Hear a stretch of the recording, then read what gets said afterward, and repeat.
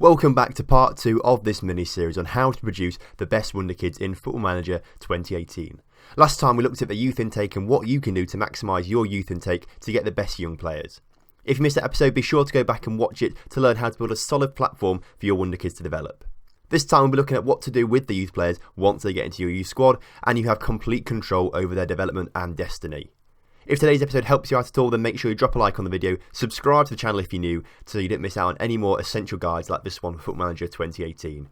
If you've not yet picked yourself up a copy of Football Manager 2018 and you want to help the channel out in doing so, then there are links in the description down below to Amazon where you can pick up a limited edition physical copy or a Steam key and you can get instant access to the beta. Number 1. Youth staff. First of all, we're going to look at your youth staff. Always max out the amount of youth coaches you can sign and make sure you sign the best of the best that's available to your club. The principle of youth coaching is the same as the ones you have for your first team. The only extra high valued attribute is the working with youngsters stat. This makes them extra valuable for you and your youth setup. Other than that, look for coaches with the same attributes that are needed for a 5-star coach rating in all the various categories that you have. Just like your head of youth development that we discussed in the last episode, do not forget about the tactical preferences, playing style and personalities of your youth coaches. They really do affect the type of player that will come through your ranks in your yearly youth intake. Number 2. Key attributes. It can seem hard to tell whether your star Wonderkid will turn out to be the next Kylian Mbappe or yet another flop. Fortunately, their attributes can provide hints as to whether they're primed to flourish or fail in later years. You want to pay attention to their mental-based attributes first and foremost, incorporating stats such as ambition, how far they want to go in the game, concentration, how switched on they are in training, determination, how much they want to train well and perform well, and work rate, how hard they were willing to work in training and the matches to get the best performance. Combined with additional hints about injury proneness and natural fitness, these attributes can provide an excellent idea of a player's ability to reach their potential. Players who are constantly injured or don't show willingness to put in hard graft will find it much harder, although not impossible, to succeed at the highest level. There are multiple elements to consider when training young players. Firstly, you want to make sure you're training them with a manageable level of intensity or you'll soon bear the brunt of deteriorating morale, fitness levels and even worse, injury. Naturally, you'll incorporate them into a team training regime to target tactics, fitness and other crucial areas. However, engaging them in individual training is also an important consideration. The latter can be accessed by heading to development, followed by training in a player's profile.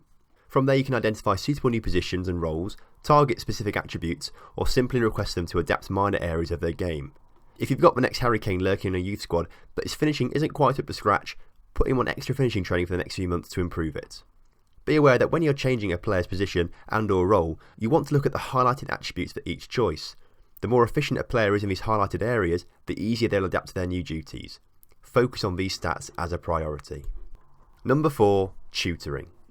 Tutoring is one of the best ways to ensure your hot prospects reach their potential. The benefits are plentiful. An experienced, hard-working veteran can help boost a young star's ambition, determination, professionalism and many other key attributes that are crucial to their future success.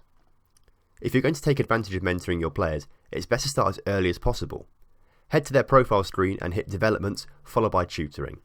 From there you can select from a number of suitable tutors, with players of a determined and professional nature providing the biggest benefits. Pick wisely and you'll soon see an improvement in your young star's attributes.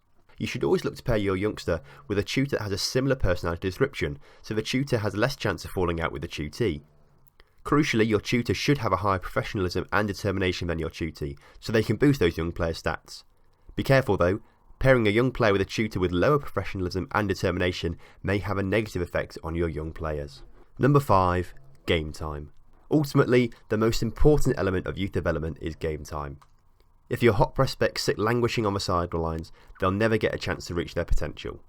The best solution is to either play them in the league and or cup games, or send them out on loan to gain quality game time somewhere else with another side. If you're going with the latter and loaning players out, be careful.